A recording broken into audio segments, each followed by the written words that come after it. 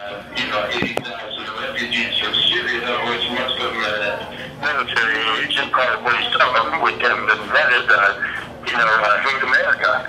And this is, we still say it that to America. They want to learn their language. But let's stop there and talk about what really took place here. What we did was we went up hills, around curves, we faced some danger. Meeting those big trucks that are hauling at, 25, 65 miles an hour uphill around curves, up mountains, which is a real challenge. And I'm 64 years old, all right?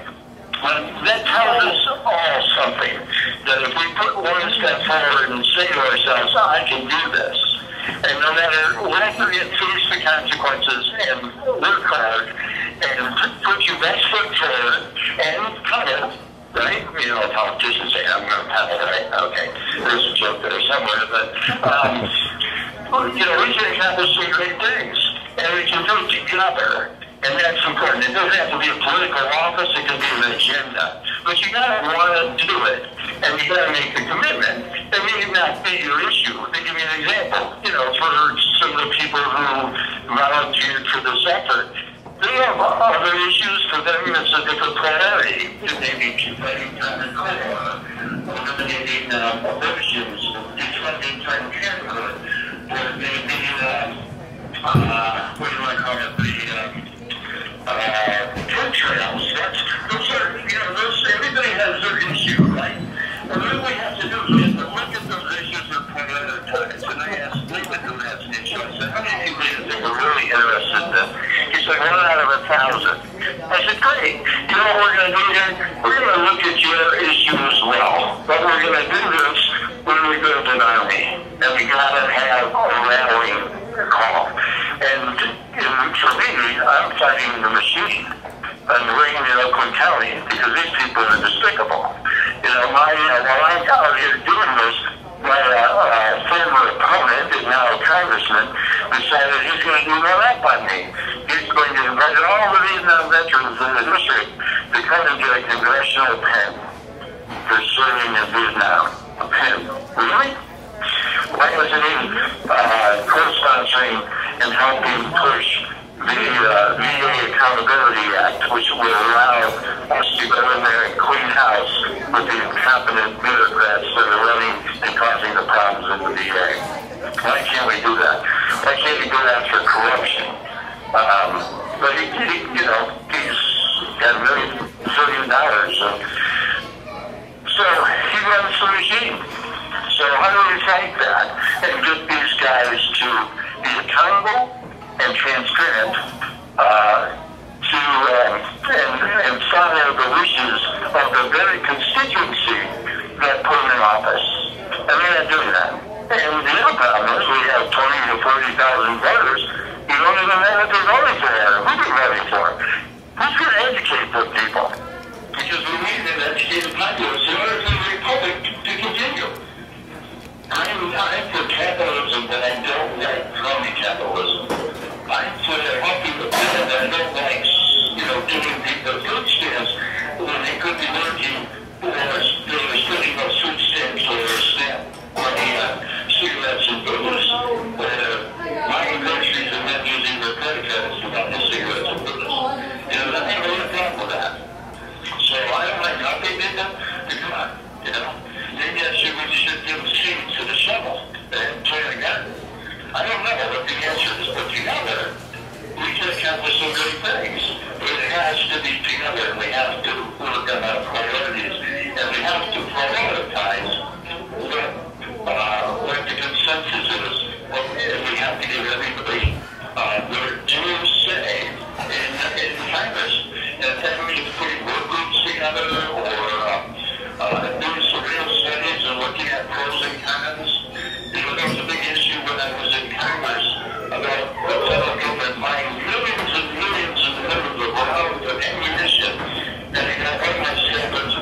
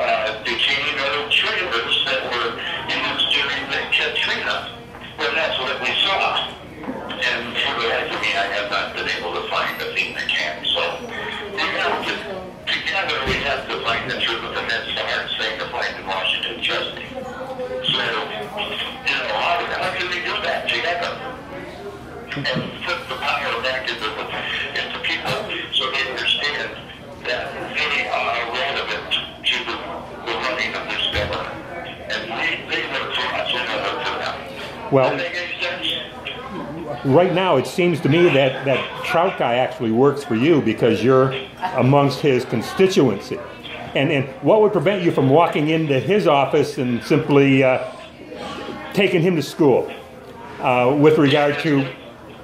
And then are you going to visit any other congressmen and congresswomen who you've known in the past to kind of let them know what you've done and let them know what should be done? I can't do that because I'm forbidden to lobbying. And that's considered lobbying. If I go in there and say, I want you to take care of the veteran issue, I hear you. that's lobbying.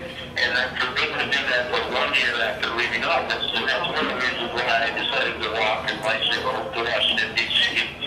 is because I can get the newspapers and the VFW, the American Legion, and the MS, and the other people call for me. And also I can get the press to cover the story. And what's the other thing? I can get your folks to pick up the phone and call, or all you have to do is call the congressman a little bit and say, hey,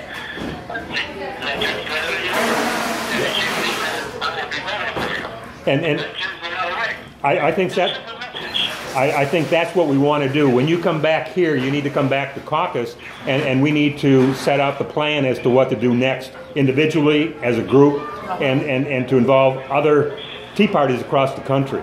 I'm going to ask if anyone here has any other questions for you, Kerry. I just want to say one thing. I had an interview today with Sean Hannity, and it lasted 10 minutes. Wow, cool. And he said, he basically endorsed me to run for office. He said that I thought, well, you know, it's about getting the message out.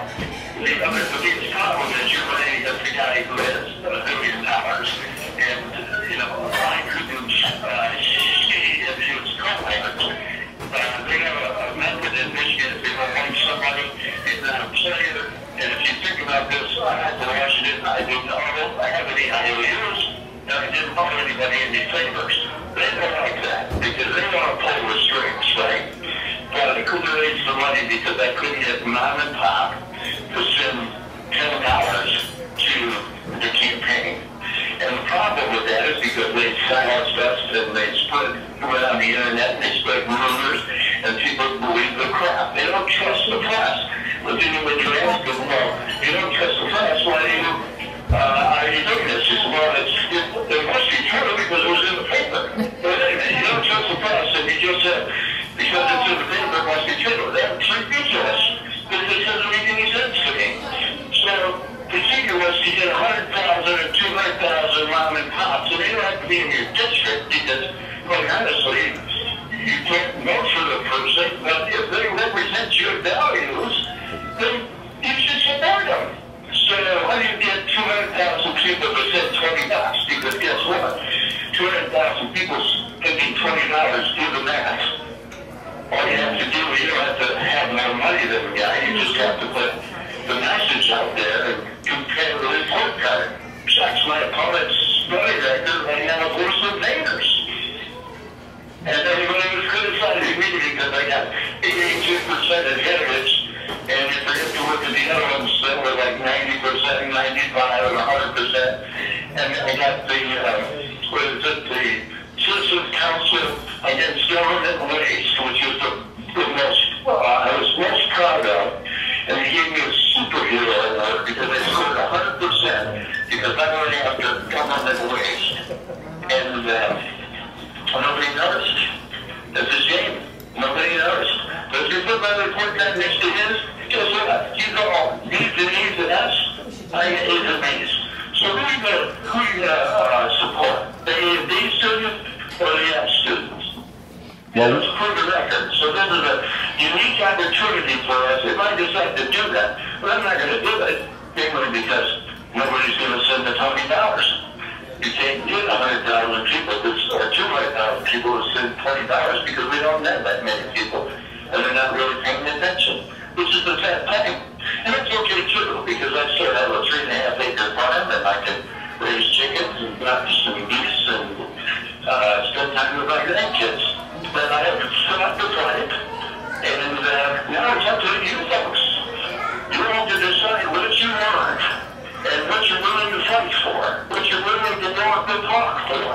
but you get on a bicycle and go do it. Because you can.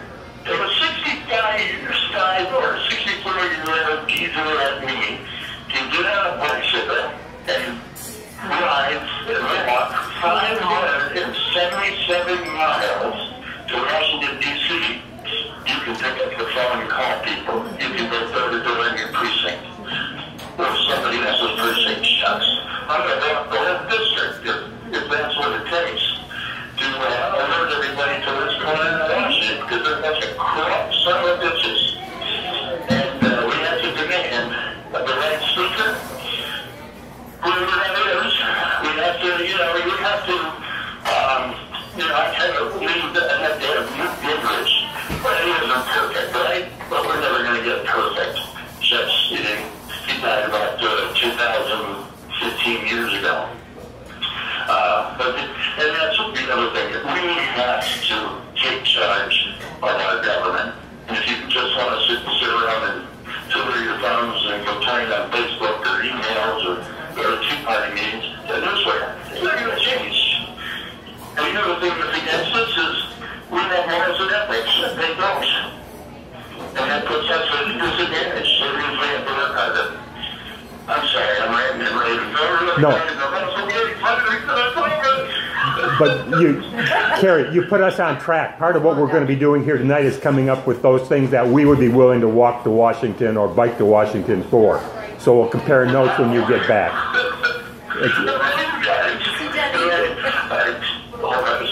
Has your meal come yet? Okay. Excuse me. But that's over. We did it. So, yeah, that's a great idea. Can I stop in next Friday? Yes. Your door's wide open for you. I'm putting the heat on David and Jody. If you give me a 15-20-minute garage or a montage or something on our trip, so we can shut up the folks and some of the people we talk to and some of the I hear some great problems. I'll tell you that we get a David and I said, I find some really unique mountains. These things were humongous. It's 7 miles of road up on a 20% grade over the top of this mountain. And then I get to the top and I'm exhilarated, but then I look across the valley and there's another one. So, you just got to take one step forward. So and that's somebody's plan. That's what you did. That was your plan. You finished that one. Now we're ready for phase 2. Let me see if anyone here has some questions for you, Kerry. I got a mic out here. Okay. Go ahead. Kerry, this is Jim Mariani. I want to congratulate you on this tremendous accomplishment, especially at 64 years of age. I'm 55, and I can handle a 10-hour bus ride to D.C., but it can be grueling unless I have my travel pill.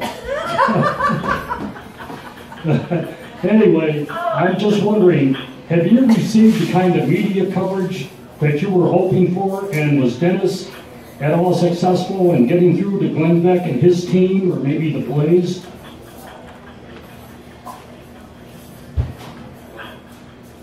He wanted to know if you were successful in getting a hold. Is there going to be an event or anything going on special tomorrow? Dennis was going to try to get something set up for you. I don't know that he was able to do that. What I have is going to be a blank bud for an hour. Starting, I think it's at 11:30. No, I got to check. But I got to the last hour of blank bud, which is, I think, the 12 to 1. And I'm going to be helping the chief editor of White Bot News. You heard of him? Yeah, I listen to it. They're a very good service station. Yeah. It's going to be on Patriot Radio at 12 o'clock. And I'm going to be dressed like I am now in my riding pants and my boots and my orange jacket. Excuse me. Don't think that come for me. Anyway, so the event I news. Now tomorrow I'm going to be at 10 o'clock. I'm going to be in Arlington Cemetery, and I think I have some people that we're going to ride to the river to then the Creedmoor, and then I'm going to end up at the Vietnam War Memorial. and I'm going to leave my hat, and then, you know, say hello to a few friends, whose names are described on the wall, Charles Parker and a few others. And then I'm going to go shoot over, it's about a 10-minute bicycle ride over to Breitbart's Sirius Radio headquarters in Washington, and I'll do that interview, and then after that, I think I'm going to have lunch with a few friends, but they're not politicians, and then I'm going to come home, or grab the trailer and come home. That'll take me about 15 hours. We look forward to seeing you when you do get back. Did you want to say something? I had a question for Carrie. When I started walking, you were at the beginning, and I really appreciate that. That was actually wonderful. That was about 30 days ago, right? That was a month ago. I got Tim here. He's got a quick question for you. Okay. Hi, Congressman. How are you doing tonight? I'm tired. Well, thank you for all you're doing. I just wanted to let you know I this morning sent fax redress of grievances to every member of the United States representatives in the Michigan that are part of the Michigan caucus, the Michigan delegation, and Senator Peters and Stabenow. Bill Bigler helped me with this, and we're calling for the impeachment of Attorney General Loretta Lynch. She has violated the First and Second Amendment, and she has violated. Where is it? But she's working with the United Nations. She's working with the United Nations, and they've come up with they've announced that the U.S. Department of Justice would be collaborating with several U.S. I'm very familiar with the issue, and there's some people in Washington who want the same thing done. Let me tell you some news I heard today. Okay. Hillary Clinton has a new book she's thinking of doing. It's called Letters from a Federal Prison with a foreword written by Martha Stewart. Hey. Well, Congressman, have you ever heard of Prince Zayed Raed Al Hussein of Jordan? He's I didn't hear that. Prince Zayed Raed Al Hussein of Jordan. He is the United Nations High Commissioner for Human Rights.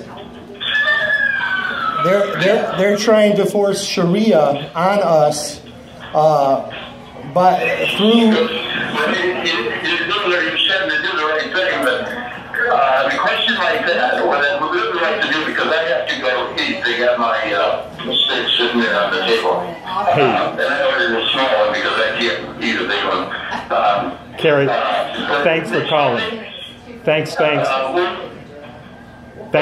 I'm just saying thanks for all you've done. Thanks for calling. Thanks for keeping us updated and posted. I think that's that question again.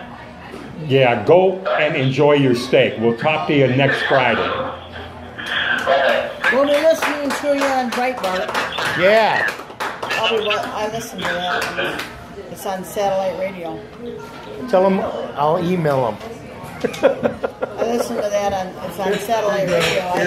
It's on tomorrow and Sunday night. Okay. He's off now, I think. It's on Saturday and Sunday night on Breitbart News, on Patriot Station, satellite radio. Good. Oh, you're gonna tell us. You're gonna have to tell us about that. Would you like me to read this to you guys? What we did? Well, here, what This is pretty cool. I understand. It's pretty good. What we want to do, this is an informal gathering. It's not an official Oh, it's caucus. not an official caucus. And we just wanted to do Carrie a final thank you because he touched it, and you weren't here when we started out, so we didn't do the pledge or even a prayer. I can save this. But what we want to do is, as Carrie said, come up with what is an issue that you're willing to walk to Washington on. You just got done. This is something that Carrie can't really do anything about, but it's something that you can, and with Bill Bigler and other people you're putting together to do what you need to do. Oh yeah. The only reason I just There's like 3 issues here that deals with the United Nations. You're walking nowhere. I'm just going to let you know. Nowhere. here, I'm just going to start. I'll walk, but I won't. But I'll have to stop at a bench and get my breath, and then I'll walk again. Right. Walk a piece. Tim We'll go have that walk good 2 health. steps, take a break. Tim will electric cart. By the way, when Dennis says he's just a drywall guy, he's really more than a drywall guy. He's really a master carpenter. He can build it all, do it all, make it all. This is a project that I worked with him on, and I didn't expect that to show up on there, but that's a side point. I'm going to start by simply saying to you folks in here, each and every one, and we won't use any microphones because nothing's recorded here. I have a major concern that I've addressed the caucus on, and it deals with what we were calling chemtrails, what we were calling aerosol trails. But I want you to know it's really weather modification. It's really solar radiation management. It's really weather weapons that now countries are using against other countries. There was a treaty signed, I believe, in 1978, where countries said they would not use weather weapons against each other. But my understanding is that treaty has expired. Ooh. There were no treaties to not use weather weapons against ourselves.